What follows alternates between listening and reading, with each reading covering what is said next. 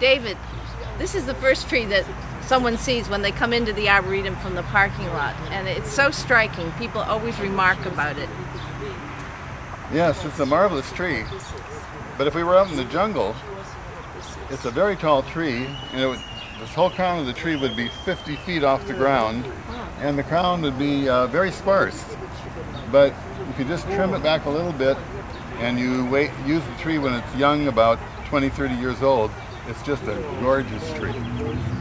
It looks particularly well this year. Every year. Here we have Tabebuia chrysotrica. This is another yellow plant of spring. There's lots of yellow plants that come in the spring, but this is probably one of the loudest. It actually stops the traffic out on Baldwin Avenue. They see the plant blooming along the road, they turn in the Arboretum parking lot, they run up to the cashier and they say, "What is that yellow tree out there on Baldwin Avenue?" Well, it's chrysotrica, Tabebuia chrysotrica, the yellow trumpet tree. And is this also from South America? Yes. Probably Colombia is one of the countries it's found in. This is Grevillea banksea. It's one of the probably lesser known flowers from Australia. And do you know something about about Mr. Banks? Yeah, Joseph Banks was a really world famous British botanist. He went on Captain Cook's first trip with the Endeavour, and he brought to the world's attention such things as eucalyptus and acacia as well. Isn't this a member of the Protea family, David? Yes, the Proteaceae. Isn't this just a lovely pink? I almost fell over the first time I saw this tree. This is the strawberry snowball tree, otherwise known as Dombeia coccaminum. It's a rather narrow-growing tree. It can get as high as 50 feet, but usually it's about only half that high. Although this is sometimes called a deciduous tree. Deciduous means that it loses all its leaves.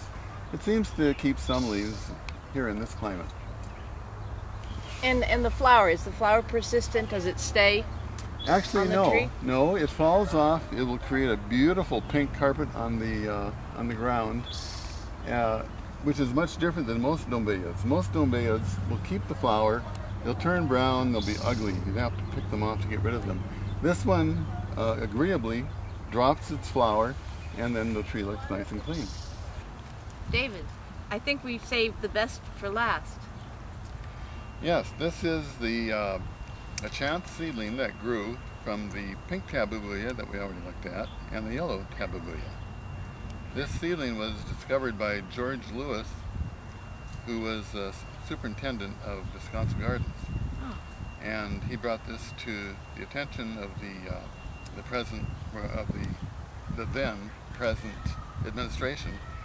And this has been growing here for maybe 25 years.